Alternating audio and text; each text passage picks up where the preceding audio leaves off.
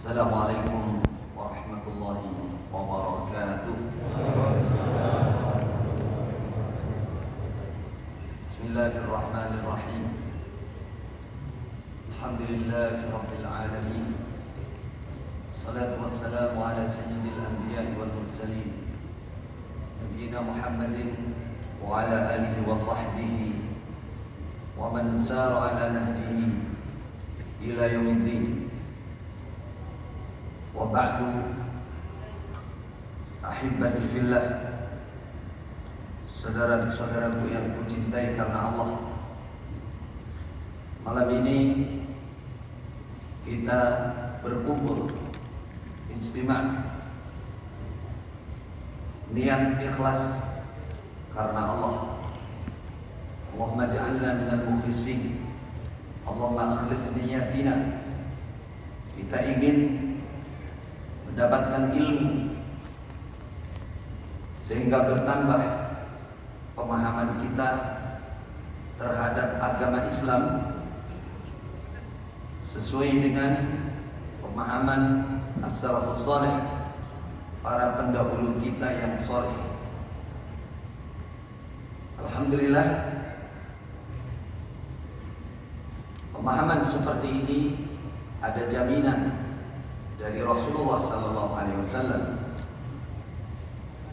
dengan sabda beliau, khairukum qarni thumma alladhina yalunahum thumma alladhina yalunahum. Sebaik-baiknya kalian adalah generasi yang bersama dengan aku, yaitu sahabat Rasulullah. Lalu orang-orang yang bertemu, berguru kepada para sahabat, yaitu para tabi'in. Lalu orang-orang yang bertemu dengan pengikut para sahabat, yaitu tabi'in tabi'in. Thumma yabshu al-kadhib, kata Rasulullah. Setelah itu akan tersiar dusta, hatta di dalam masalah agama muncullah hadis-hadis palsu, muncullah aliran-aliran firqah-firqah yang secara syar'i hadamul Islam minad dakhil, menghancurkan Islam dari dalam.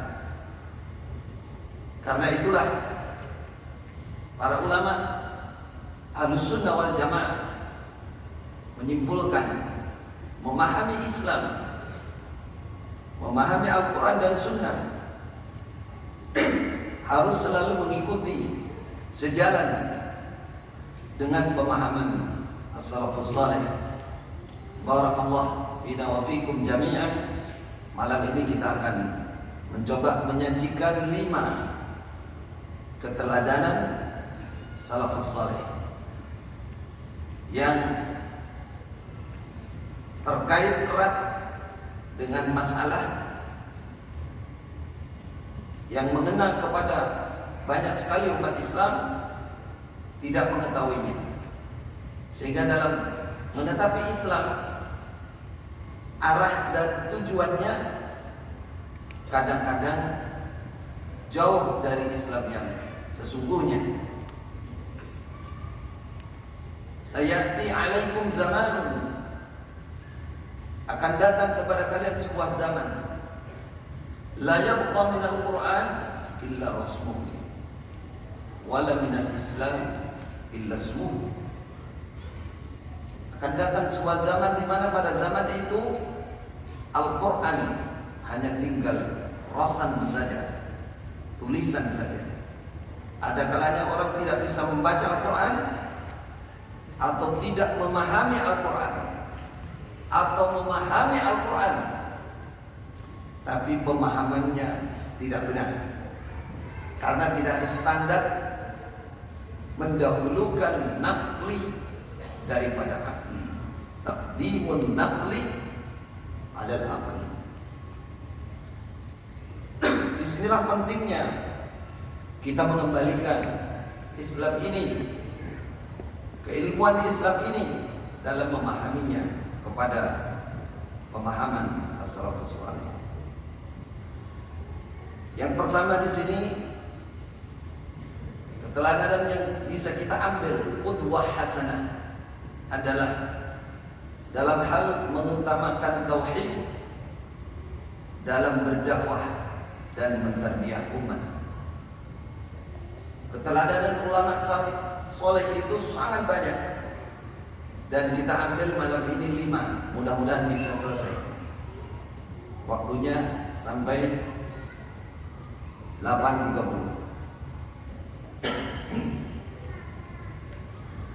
Mengutamakan tauhid dalam berdakwah dan mentarbiyah umat. Kenapa mereka, para ulama soleh di zaman dahulu, selalu mendahulukan masalah tauhid? Yang pertama, inilah pesan Rasulullah kepada dai-dai beliau. Di antaranya adalah Mu'ad ibn Jabal. Ketika Mu'ad bin Jabal diutus ke kawasan Yaman untuk menjadi hakim, muballighan wa hakiman, sebagai hakim dan sebagai muballigh, penyampai dari Rasulullah, pesan Rasulullah adalah falyakun awwala ma tad'uhum ila an yuwahhidullah. Riwayat hadis sahih Al-Bukhari. Maaf.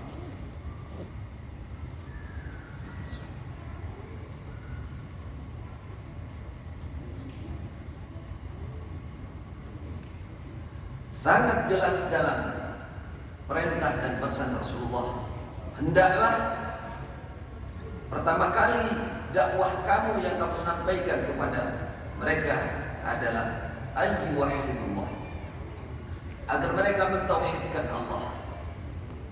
Jadi kalau zaman ini dijumpai seorang dai, seorang ustadz, seorang kiai, seorang penceramah, murabbi umat, tapi ajakannya tidak mendahulukan urusan tauhid, maka ini salah satu ciri bahwa murabbi ini atau ustadz ini tidak mengikuti jalan as-salafus saleh.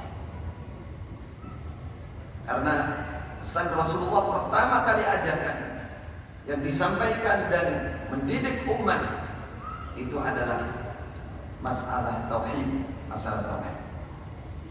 Lihatlah bagaimana dalam hadis kedua Abdullah bin Mas'ud. Abdullah bin Mas'ud adalah salah satu alim kibar ulama di antara para sahabat. Beliau ditanya oleh seorang laki-laki, dimintai untuk memberikan wasiat khusus yang bermanfaat bagi orang ini selama hidup. Dia minta yang singkat, padat, sangat bermanfaat. Apa jawaban Abdullah bin Mas'ud? Dia mengatakan, "U'budillah wa la tusyrik bihi syai'an." Pertama kali, tentunya seorang Abdullah bin Mas'ud memahami hal ini, menempatkan tauhid pertama kali, karena beliau memahami bahwa hal ini, inilah dakwah, inilah agama, inilah tarbiyah umat yang benar, adalah mendahulukan tauhid. Ketika kita menjumpai sebuah golongan mengajak untuk membesarkan golongan itu, menguatkan golongan itu, hulu terhadap pemimpin sebuah golongan, ini alamat ini. Saudara-saudara yang mengalami senyum, boleh senyum, boleh tertawa, sampai dinamai imam, amir, ditaati sebagaimana raja, penguasa, khalifah, dan lain-lain. Ini sudah alamat sangat jelas. Ini adalah aliran firqah yang akan menyimpangkan agama ini kepada golongannya sendiri. Karena itulah para ulama zaman dulu menjuluki orang-orang yang konsisten dengan as-salafus saleh dinamai dengan istilah ahlus sunnah wal jamaah. Apa ahlus sunnah? Sesuai dengan lafadznya, ahli menetapi sunnah Rasulullah sallallahu alaihi wasallam. Wal jamaah, apa yang dimaksud al jamaah? Al jamaah sudah dijawab oleh Rasulullah sallallahu alaihi wasallam, ma ana alaihi wa ashabi. Siapa saja, di mana saja, kapan saja dia bisa menetapi agama sebagaimana saya dan para sahabat saya, kata Rasulullah, dialah jamaah. Dialah jamaah. Alhamdulillah, saat ini khususnya di negara kita sudah banyak dai yang menyuarakan, mendakwahkan hal seperti ini. Ini nikmat besar, karena dai-dai ini berarti mengembalikan dakwah dalam Islam yang sesungguhnya. Yang utama dan pertama itu adalah dakwah mengajar kepada tauhid, kepada tauhid. Dalam riwayat yang ketiga diterangkan, Khalid bin Walid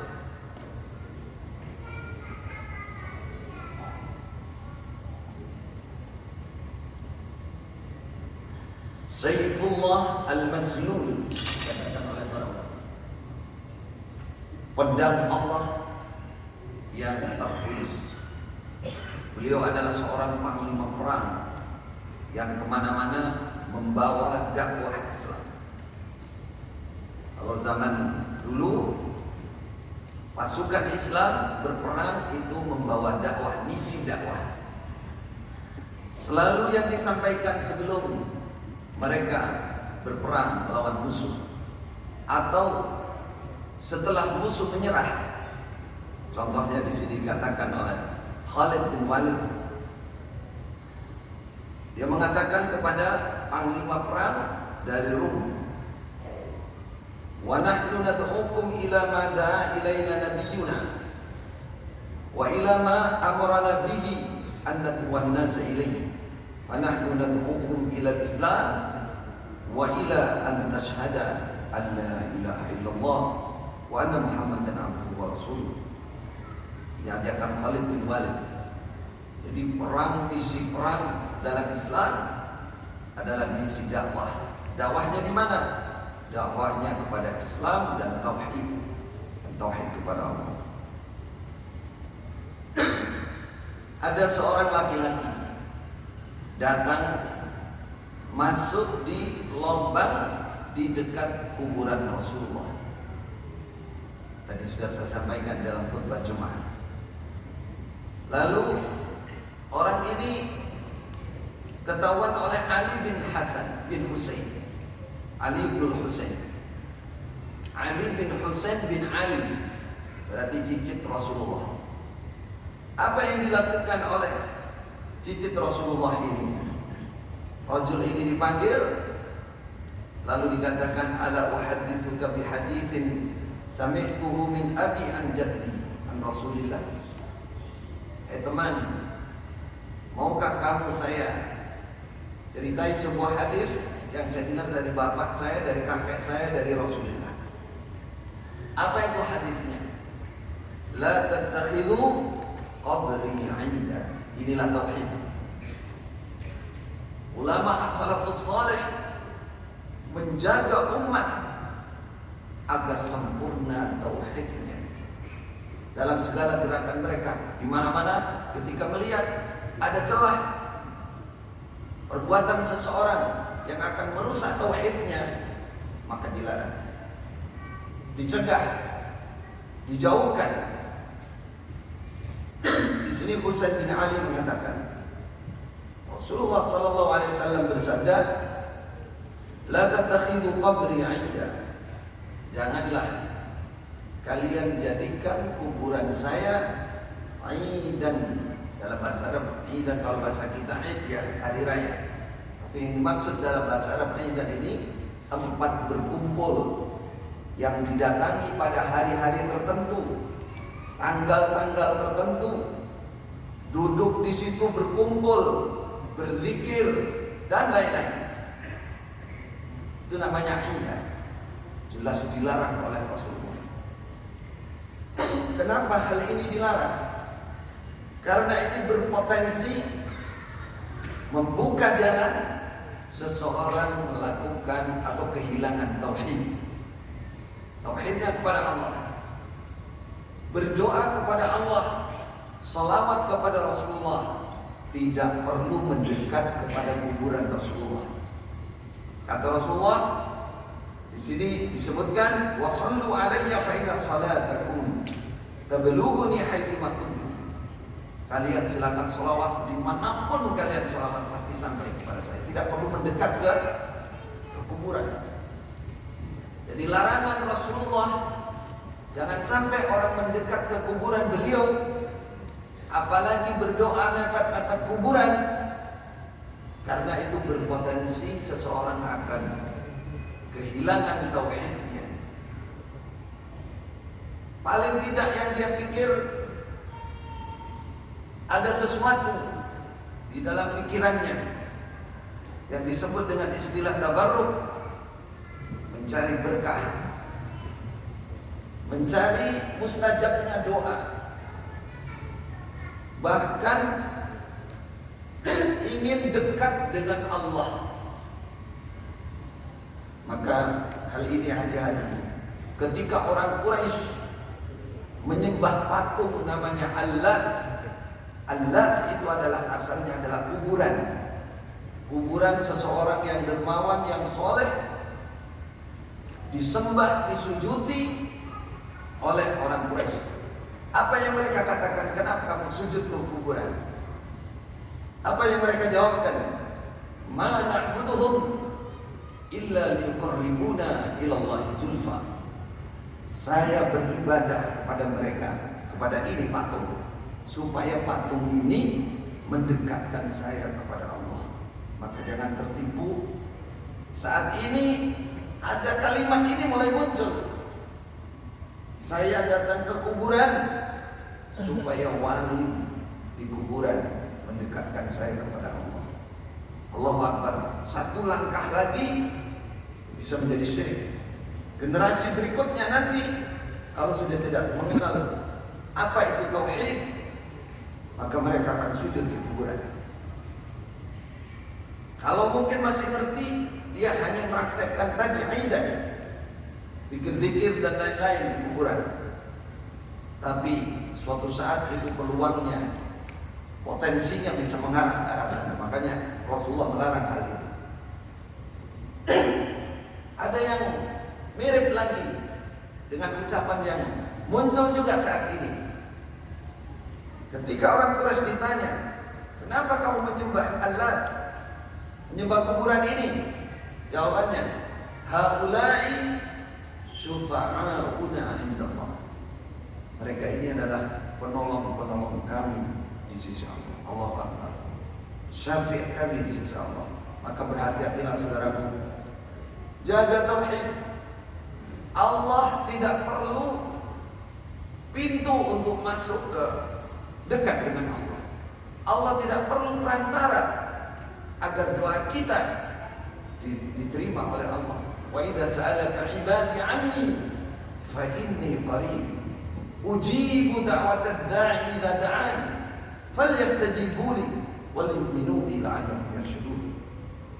Ketika hambaku menanyakan, aku Muhammad, katakan, aku dekat.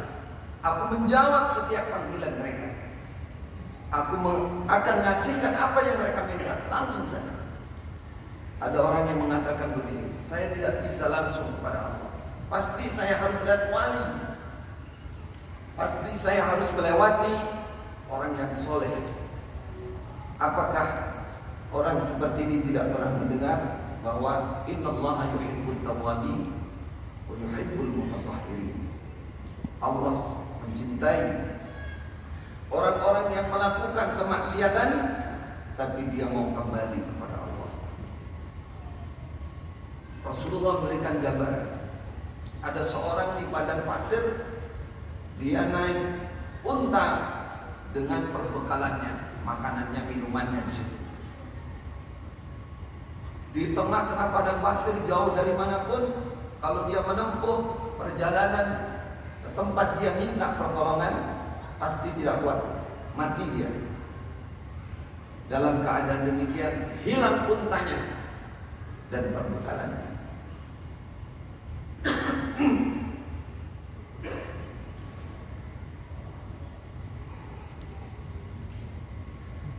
Lalu dia cari unta dan perbekalannya sampai dia putus asa dan yakin unta dan perbekalan tidak ketemu, tidak akan dijumpai, sudah hilang.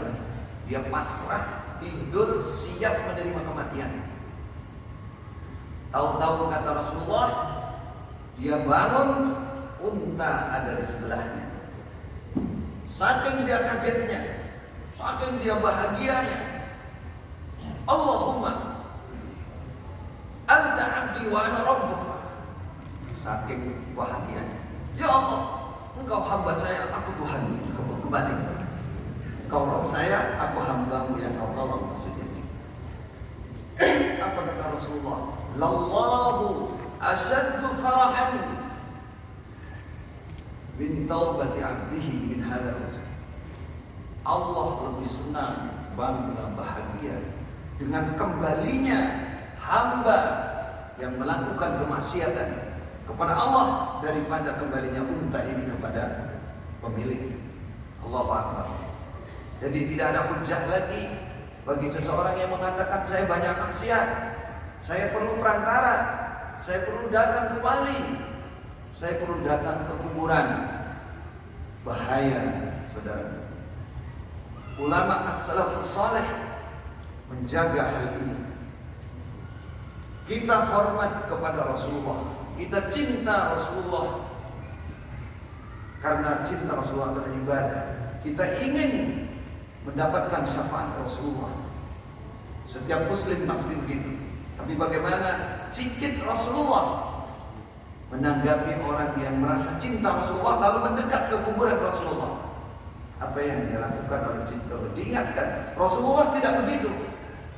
Kamu mencintai Rasulullah, menghormati Rasulullah, tidak dengan cara itu.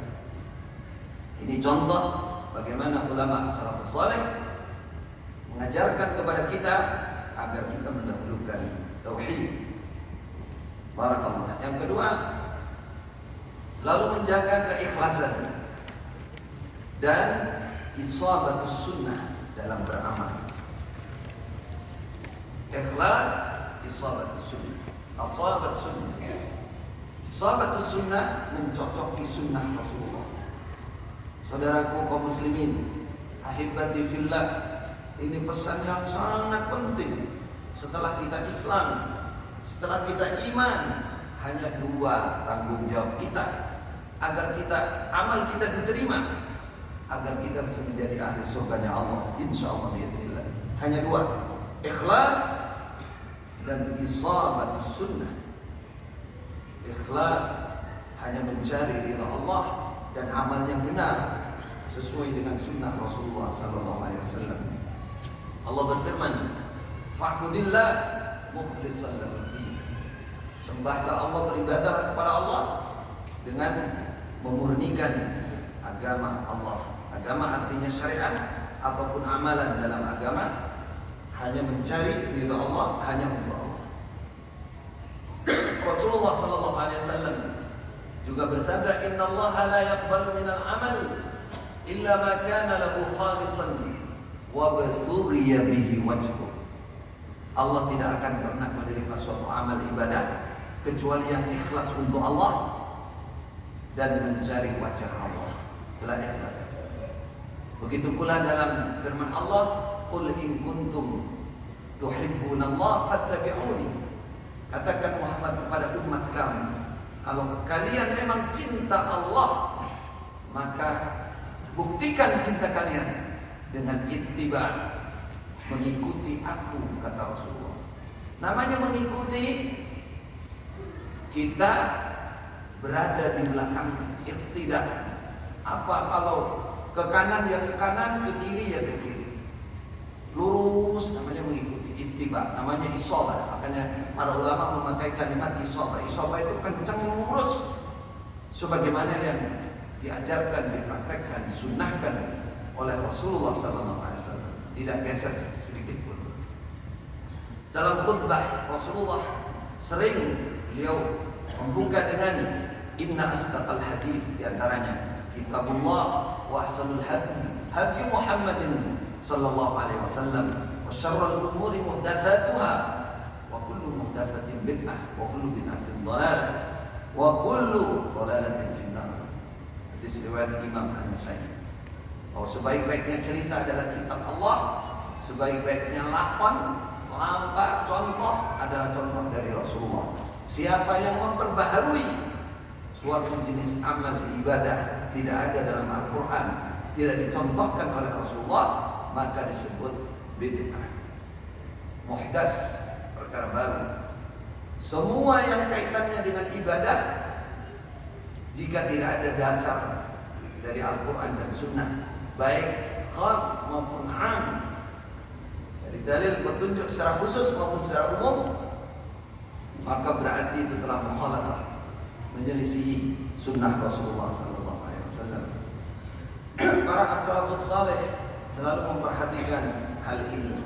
Salah satu kisah Khalid bin Walid, setelah beliau memimpin banyak sekali peperangan, bahkan sampai di luar Jazirah Arab, zaman Khalifah Umar terutama, banyak sekali Khalid bin Walid memimpin sebagai panglima menang. Pada saat demikian, para pengikut Khalid bin Walid semua percaya penuh kepada Khalid bin Walid, sampai Khalifah Umar khawatir jangan sampai Khalid bin Walid lupa bahwa pertolongan Allah itu karena tauhid, pertolongan Allah karena la ilaha illallah Muhammadur Rasulullah. Begitu pula bala tentara pengikutnya Khalid bin Walid. Khalifah Umar khawatir jangan sampai mereka bergeser keyakinan tauhidnya, bahwa pertolongan itu datang karena Khalid. Ini sudah bergeser. Pertolongan datang karena Allah. Khalid sebagai salah satu perantara penyebab, tapi kekhawatiran itu akhirnya apa? Membuahkan Khalifah Umar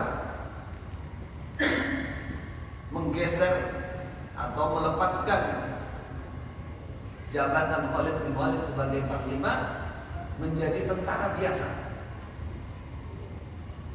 menjadi kepala kelompok biasa, pasukan kecil, panglimanya diganti. Pada saat itu Khalid bin Walid datang ke Madinah menanyakan kepada Khalifah Umar, lima azaltani? Kenapa kau ganti saya? Kata Khalid. Kenapa kau ganti saya? Apa kata Khalifah Umar? Dia mengatakan, wallahi inni la uhibbuka. Demi Allah, aku cinta kamu, aku sayang kamu. Tanya lagi, yang kedua kali, wallahi. Jawaban Khalifah Umar tetap, wallahi inni la uhibbuka. Sampai 3 kali. Dalam ketiga kali itu baru Khalifah Umar menyatakan, ma'azaltuka illa makhafata ayyaftatina an-nasu bika likathrati ma ublida fi sabilillah. Allahu Akbar.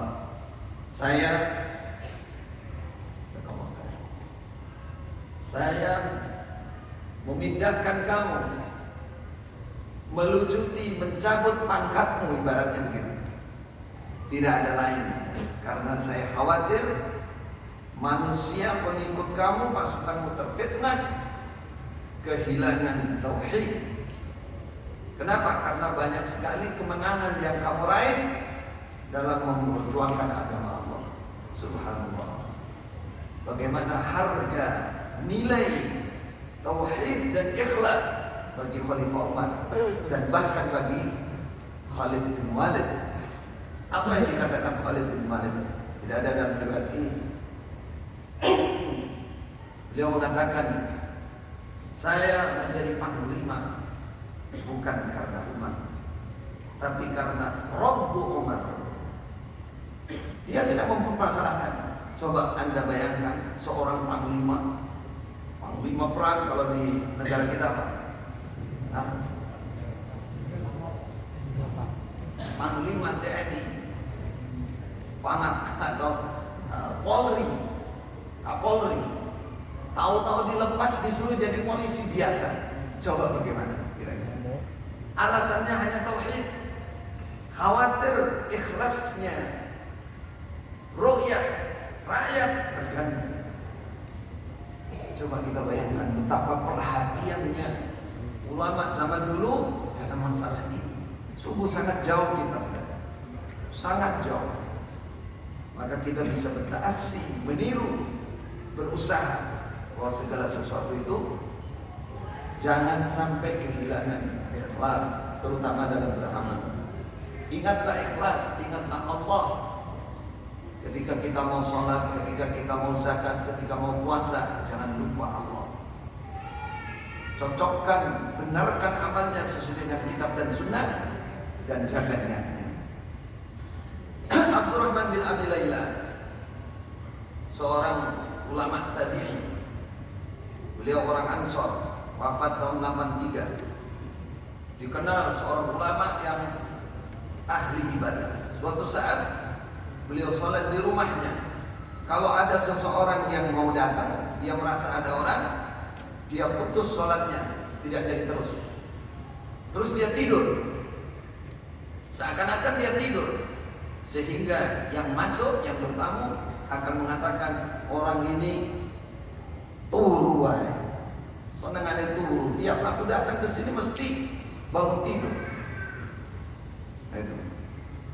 Sampai yang bertamu itu mengatakan, padahal dia pekerjaannya sholat terus. Ini seorang alim, ahli ilmu, ahli ibadah. Apa yang dilakukan?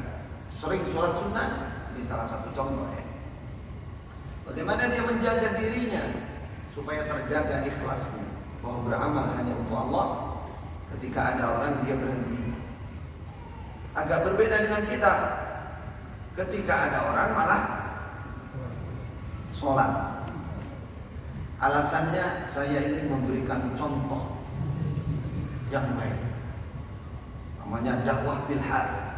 Kalau memang begitu, fa insyaallah tidak ada masalah. Tapi lihatlah isi hati. Kemana dan ada apa? Ada apa di balik itu? Ikhlas. Seorang Ibrahim An-Nakhai, seorang tabi'i faqih, ahli membaca Quran. Dia sedang baca mushaf, lalu ada orang datang, tamu datang, dia tutup mushafnya, dia sembunyikan. Apa yang dia katakan? Ibrahim An-Nakhai, la yarani hada anni aqra'u fihi kulla sa'ah. Supaya orang ini tidak melihat aku bahwa aku terus membaca Quran. Nanti dia akan cerita sama orang-orang, saya akan terkenal menjadi orang yang ahli baca Quran, dan ini akan mengganggu keikhlasan saya. Bagaimana usaha ini? Namanya as-salafus salih dalam menjaga ikhlasnya pada Allah. Muhammad bin Aslam, seorang imam al-hafidh ar-rabbani, lebih dari 20 tahun, kata temannya yang selalu menemani dia, tidak pernah aku melihat dia sholat 2 rakaat pun, sholat sunnah di tempat yang dilihat oleh manusia, kecuali hari Jumat. Kecuali hari Jumat, karena itu waktunya kumpul. Selain hari Jumat tidak pernah. Padahal dia itu ahli sholat. Kemana sholat sunnahnya yang ratusan bahkan mungkin ribuan yang dia lakukan? Disembunyikan. Dia hanya ingin diketahui oleh Allah Subhanahu wa ta'ala. Tidak ingin dilihat dan dipuji oleh manusia. Seorang Muhammad Ibn Sirin, dikatakan dia kalau siang tertawa sampai tertawanya itu cowok-cowok ngakak sampai keluar air mata. Tapi kalau malam kebalikannya, kalau malam menangis sambil sholat, gantinya siang. Jadi orang mengira kalau orang banyak tertawa, dikiranya orang biasa, kan gitu. Nggak ada kesan ahli ibadahnya. Kalau yang pesan kan jalannya mundur, ketemu orang yang ngomong sedikit gitu kan. Wah ini terus unik-unik, apalagi bawa tasbih besar sekali tasbih. Ini gak kelihatan, siang biasa bergaul dengan orang lain, ketawa-ketawa, tapi malamnya menjadi malam yang penuh dengan tangisan dan kekhusyuan kepada Allah Subhanahu wa taala. Imam Ahmad rahimahullah, beliau menulis kitab himpunan hadis lebih dari 40.000 hadis. Beliau mengatakan, "Ma taraktu haditsan illa amiltu bih." Tidak saya tinggalkan satu hadis pun kecuali aku telah mengamalkan hadis yang saya tulis. 40.000 hadis lebih. Beliau menulis dalam Musnad Imam Ahmad. Beliau katakan tidak ada satu hadis pun yang belum saya amalkan.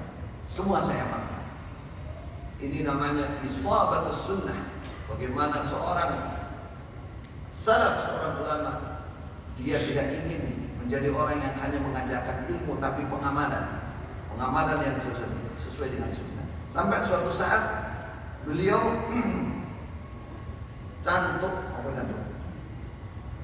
bekam dan memberi upah kepada yang membekam ini 1 dinar.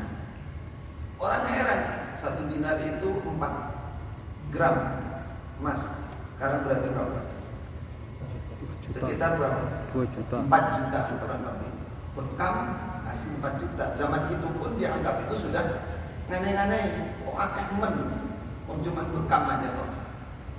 Lalu kata Imam Ahmad, tinggal 1 hadis ini yang belum saya amalkan. Karena Rasulullah pernah dibekam oleh tukang bekam saat itu dan ngasih 1 dinar. Fa'aina nahnu minhum. Di mana kita dengan sunnah Rasulullah dibandingkan mereka? Saudaraku, marilah bangkit, marilah paham apa yang dilakukan ulama soleh itu menjadi qudwah bagi kita. Sekecil-kecilnya sunnah Rasulullah, bagaimana cara kita mengikuti, bisa mengikuti. Jangan diremehkan, apalagi ditentang, apalagi dibantah. Orang berjenggot, dia ingin menetapi sunnah Rasulullah, cinta Rasulullah, diremehkan, disalahkan. Orang pakai jubah, baju yang paling disenangi oleh Rasulullah, dilarang saja. Karena yang mencontohi pakai jubah sudah keluar dari jamaahnya. Ya, ketawa yang kena ini. Dilarang. Ini ciri-ciri orang murtad. Jangan ikuti. Tidak boleh pakai. Masya Allah. Padahal jubah itu pakaian yang paling dicintai oleh Rasulullah. Kita nggak mengatakan wajib. Sama dengan tadi. Ngasih 1 dinar kepada siapa? Tukang bekam. Itu biasa saja, hal yang biasa. Tapi karena itu dilakukan oleh Rasulullah, bagaimana para sahabat sungguh-sungguh di dalam mengikuti. Abdullah bin Mas'ud mengatakan, "Ittabi'u wa la tabtadi'u faqad kufitum." Ikuti sunnah Rasulullah, jangan menambah, jangan bikin bid'ah. Sudah cukup. Kalau Anda ingin meneliti benar segala aspek kehidupan, segala celah kehidupan ada di dalam Al-Quran dan Sunnah, aturannya. Sampai Abdullah bin Mas'ud mengatakan, hatta al-khira'ah, sampai urusan buang air besar kecil ada sunnahnya, ada aturan. Itulah kalau kita mau teliti, maka 2 hal ini kita perhatikan. Jangan beramal yang tidak sesuai dengan sunnah Nabi, apalagi tidak ada keikhlasan. Umar bin Abdul Aziz mengatakan, ini pesan yang sangat baik, dan ini ketika ini dilanggar betul-betul nyata dan terjadi.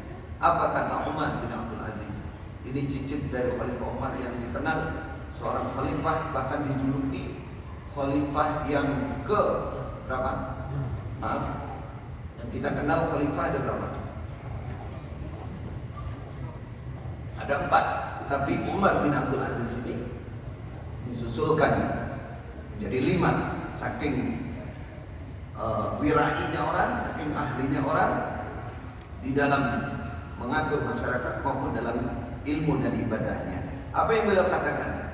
Idza ra'aita qauman yatanajawna fi dinihim bi syai'in duna al-'ammah fa'lam annahum 'ala ta'sisi dhalalah. Kalau kamu melihat sebuah golongan mereka berbisik-bisik merahasiakan sesuatu di dalam urusan agama, bahasa yang lalu namanya bitonah, silakan tertawa ya karena, atau taqiyah kalau di Syiah, dia rahasiakan padahal ini urusan agama. Agama itu untuk semua umat Islam, tidak ada yang boleh dirahasiakan. Dia rahasiakan, dia punya akidah sendiri, punya keyakinan sendiri, dunal ammah, selain umumnya umat Islam. Fa'lam annahum ala ta'sisi dhalalati.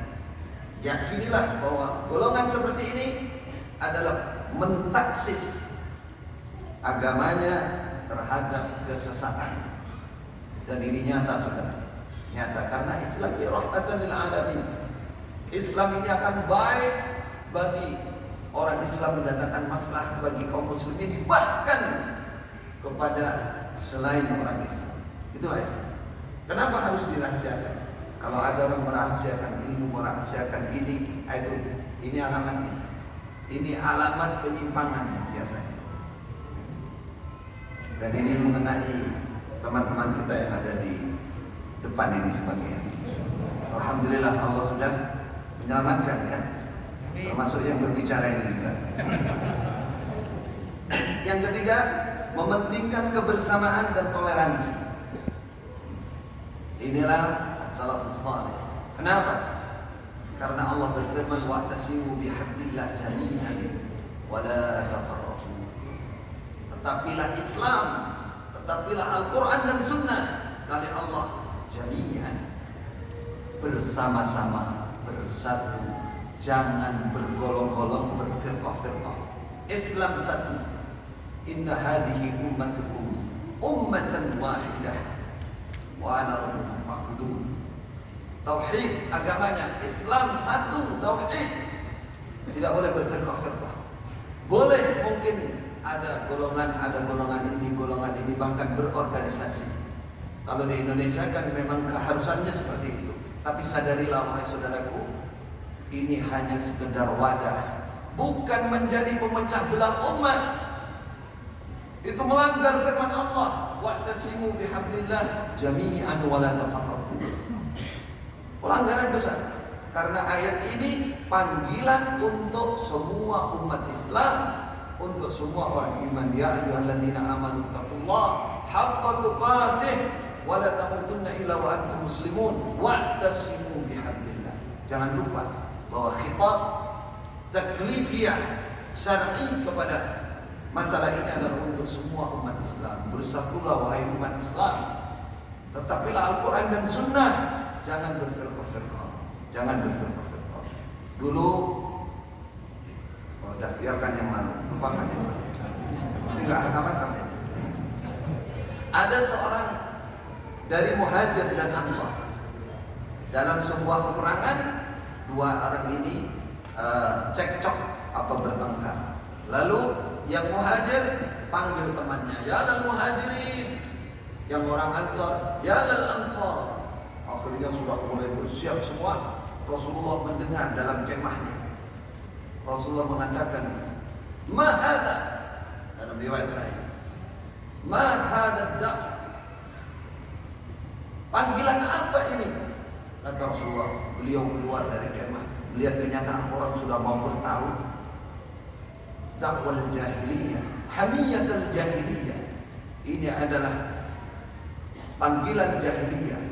Ini adalah emosi jahiliyah. Kata Rasulullah, da'uha fa innaha muntinah.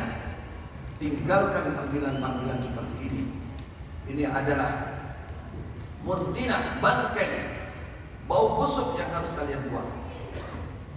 Ajarkan ngeblok suatu golongan, lalu khilafiyah dibesar-besarkan, lalu bertengkar, baik secara fisik maupun apalagi sekarang ya, medsos begitu bebas. Terindikasi ada orang-orang yang benci dengan Islam akan menghancurkan Islam juga. Tapi juga indikasi lain, sama-sama Islam, dia tidak mau berjamaah.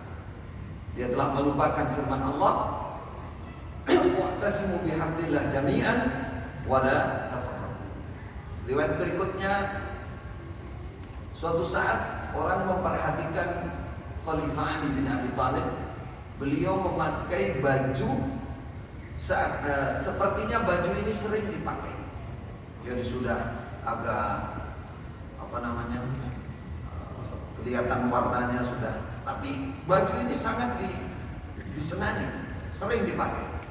Setelah ditanya apa jawaban Khalifah Ali, hada kasadi khalili wa safiyyi Umar bin Khattab radhiyallahu anhu. Ini adalah hadiah dari kekasihku, dari orang pilihanku, yaitu Umar bin Khattab. Bagaimana golongan tertentu, firqah tertentu dalam Islam justru mengadu domba antara Ali dan Umar. Coba kita lihat. Ini satu sisi saja kecil menjadi alamat tanda bagi kita bahwa as-salafus saleh, ulama zaman dulu sangat menjaga hubungan, kebersamaan, tenggang rasa. Hadiah sebaju seperti ini menjadi kebanggaan karena dari orang yang paling dicintai, disayangi, dan orang yang paling dekat. Sungguh fitnah luar biasa jika mengatakan, apalagi melaknati Khalifah Umar dan Khalifah Abu Bakar yang dianggap sebagai apa? Penjara kekhilafahan. Innalillahi, ini musibah dalam Islam. Begitu pula pesan Khalifah Umar, iyyakum wal firqah ba'di. Pesan khusus dari Khalifah Umar, jangan berfirqah-firqah setelah saya meninggalkan dunia ini.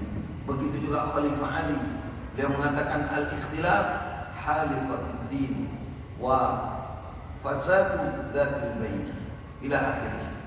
Perselisihan yang dibesar-besarkan itu akan menghabiskan agama ini, akan menghancurkan agama ini dan merusak hubungan baik. Ketika Khalifah Utsman haji, suatu saat beliau haji ke Mekah, lalu beliau sholat duhur atau sholat asar 4 rakaat. Harusnya orang haji itu sholatnya dikosong, jadi dua. Tapi Khalifah Utsman sebagai khalifah sholatnya 4. Jadi Abdurrahman bin Auf sebagai tokoh di antara sahabat menegur Khalifah Utsman. Bagaimana ini kan sunnahnya 2 rakaat. Kenapa sholatnya 4? Khalifah Utsman menjawab, saya nikah dengan wanita Mekah. Jadi saya ini penduduk asli, sudah bukan musafir lagi.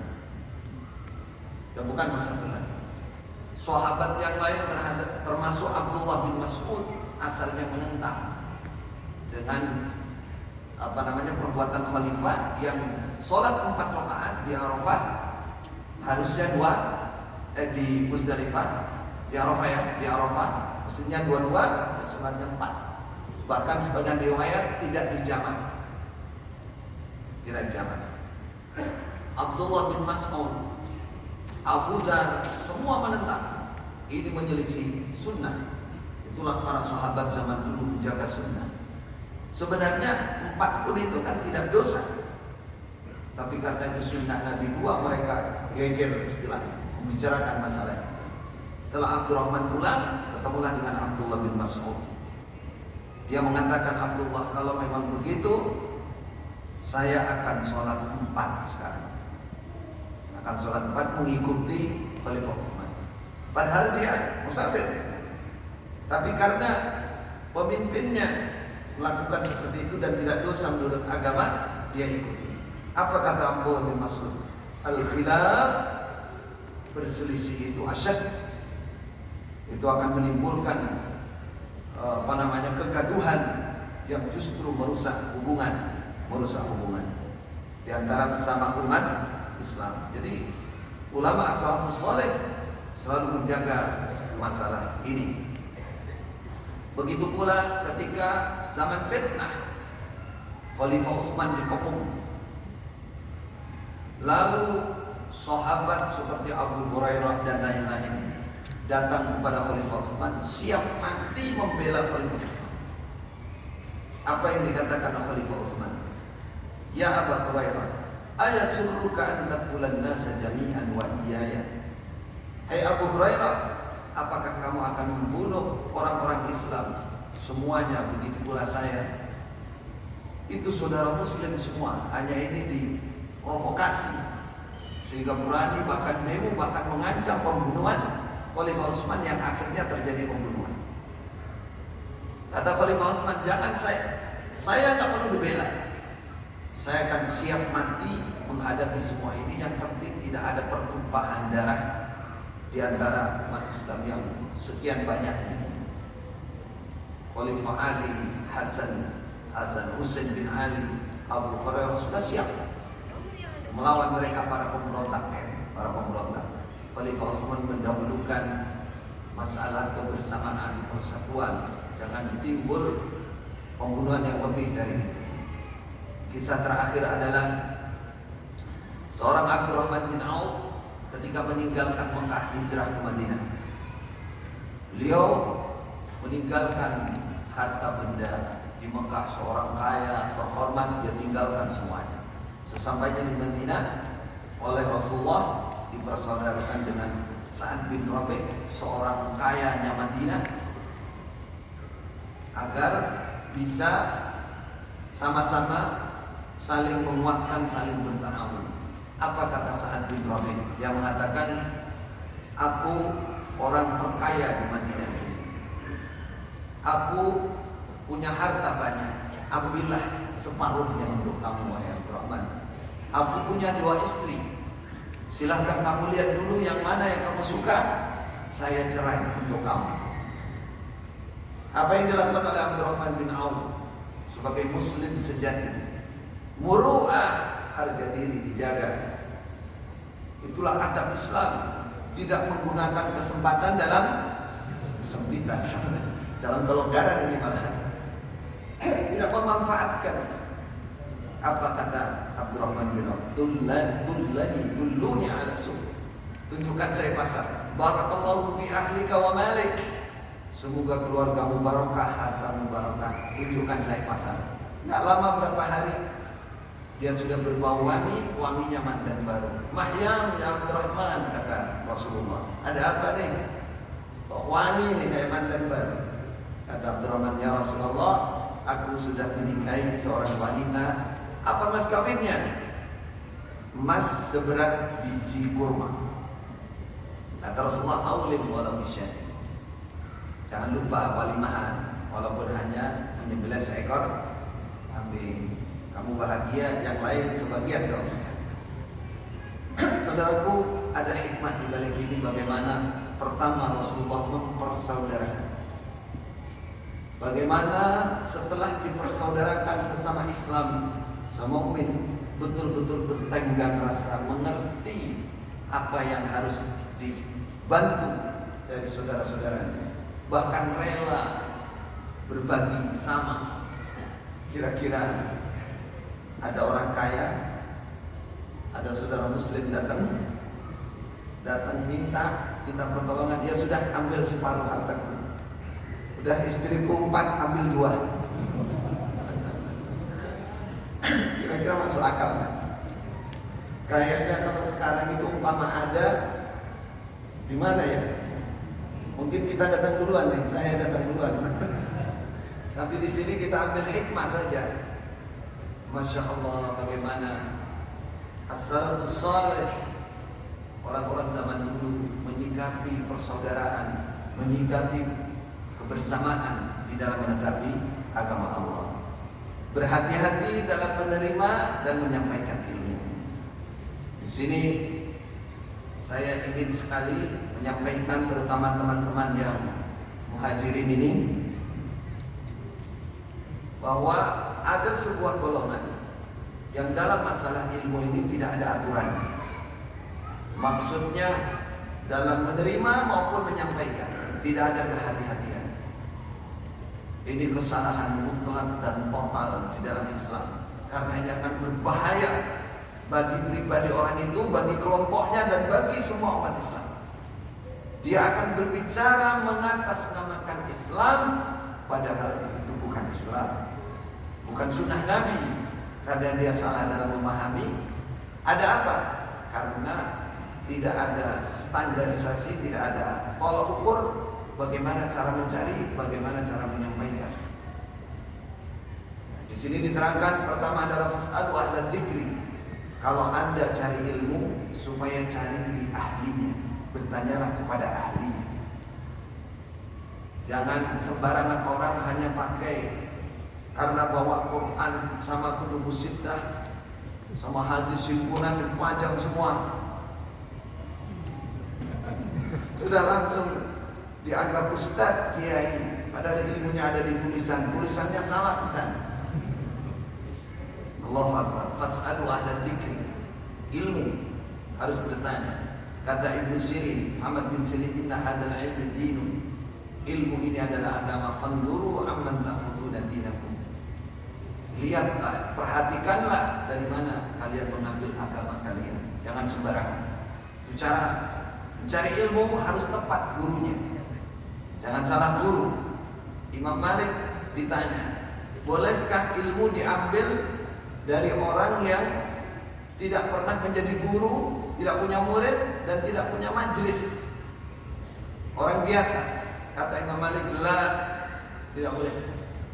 Itu ditanya, bolehkah diambil dari orang yang terpercaya, cuman dia tidak punya hafalan, bolak-balik lagi? Bagaimana hukum ini? Jawabannya, biar aku mangkul saiki lali. Silakan tertawa. Dulu begini, dulu saya pernah berguru tapi lupa.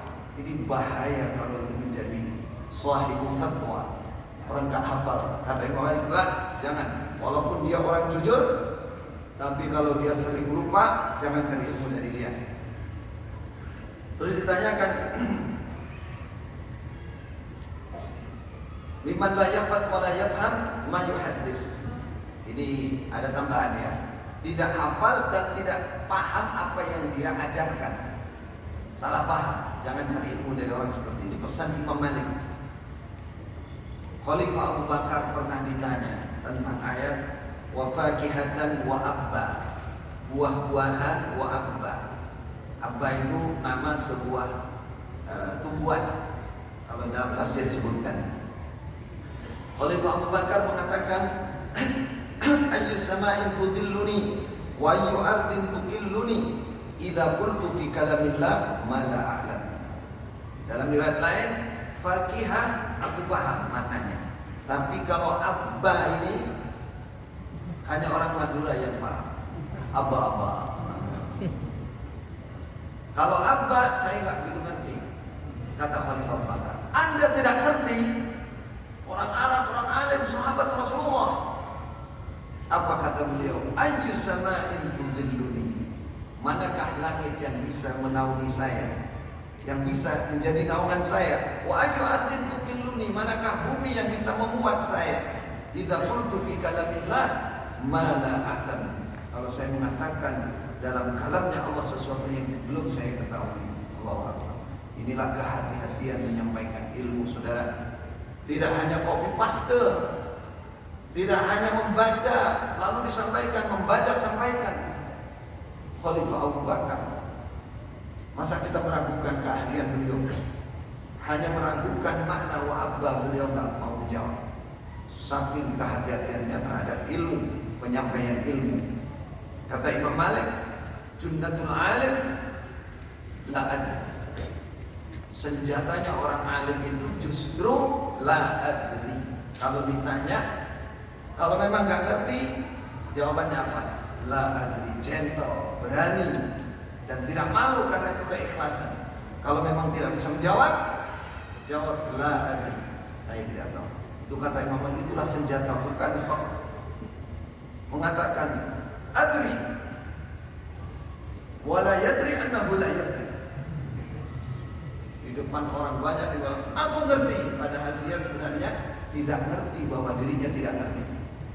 Itu dinamai dalam ilmu usul fikih, dinamai jahlun murakkabun, kebodohan yang susun. Dia nggak ngerti bahwa dirinya bodoh, sudah bodoh, nggak ngerti dirinya bodoh. Imam Malik pernah ditanya oleh seseorang yang sudah menempuh perjalanan 6 bulan untuk ketemu Imam Malik. Sesampainya kepada Imam Malik menjawab, ini la ilma li biha. Yang kamu tanya itu saya belum ngerti ilmunya. Perjalanan 6 bulan di depan orang banyak, Imam Darul Hijrah, seorang imam ahli ilmu di Madinah, didatangi orang dari perjalanan 6 bulan.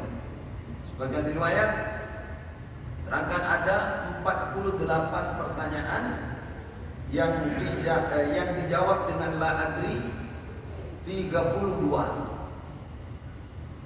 Jawab dengan la adri 32. Hanya 8 yang ditanya. Hanya 8 yang dijawab. Tidak malu. Karena ini bagian dari kehati-hatian dalam menyampaikan ilmu. Kata Imam Malik, saya tidak berani menjadi seorang mufti sampai saya diizinkan, disaksikan pantas menjadi mufti oleh 70 guru saya. Kamu pantas, kamu bisa, baru dia mampu. Kalau sekarang saudara, Masya Allah, banyak ustaz, banyak orang yang seakan-akan alim, namanya at-tasaddur qabla ta'akhur. Yang terakhir, mengutamakan dan menjaga akhlakul karimah. Itulah as-salafus salih. Di sini diceritakan Abu Hurairah ketika ibunya menolak untuk masuk Islam, bahkan ibunya mencela Rasulullah, misui cowok-cowok. Apa kemarahan dari Abu Hurairah? Dia menangis, kemarahannya ditahan karena dia harus berakhlakul karimah kepada ibunya walaupun ibunya masih kafir. Dia datang kepada Rasulullah menangis, Rasulullah, ibu saya begini, doakan ibu saya agar masuk Islam. Akhirnya didoakan oleh Rasulullah. Abu Hurairah kembali ke rumah. Kedatangan Abu Hurairah diketahui oleh ibunya. Kata ibunya, jangan masuk dulu. Ibunya mandi, ramas. Setelah buka pintu, dia menyatakan asyhadu an la ilaha illallah wa asyhadu anna Muhammadar Rasulullah. Akhlakul karimah membawa kenikmatan besar masuknya seorang ibu ke dalam Islam. Seharusnya secara umum marah. Maka bagi teman-temanku yang hijrah, jika Anda menjumpai eksekusi, menjumpai apalagi pengusiran, pemisahan, yang justru orang tuanya yang mandegani atau memerintahkannya, ingatlah wasahibhuma fid dunya ma'rufan. Tetap bersahabat dengan baik dengan orang tua. Barangkali nanti justru menjadi pembuka kebaikan dan dia bisa menerima pada akhirnya.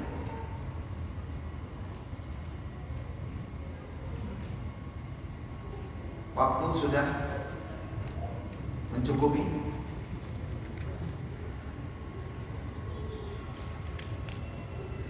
Dan sudah lewat. Baik, intinya adalah bahwa akhlakul karimah, akhlak-akhlak Islami bagi para sahabat, bagi para tabi'in menjadi tujuan utama. Imam Malik ketika beliau mau berguru, di awal beliau mencari ilmu, apa yang dipesankan oleh ibunya, beliau diikatkan serban.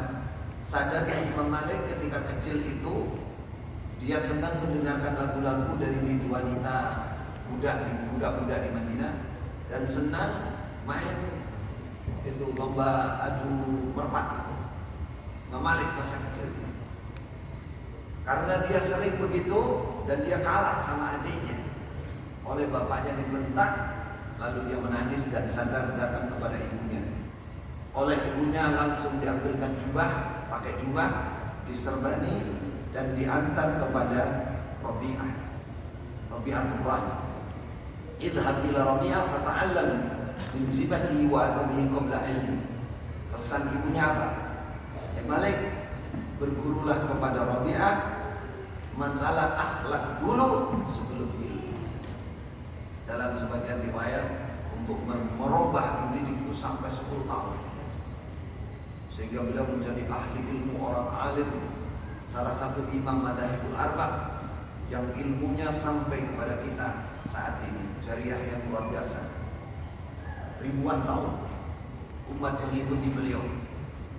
Nah, inilah pentingnya akhlak.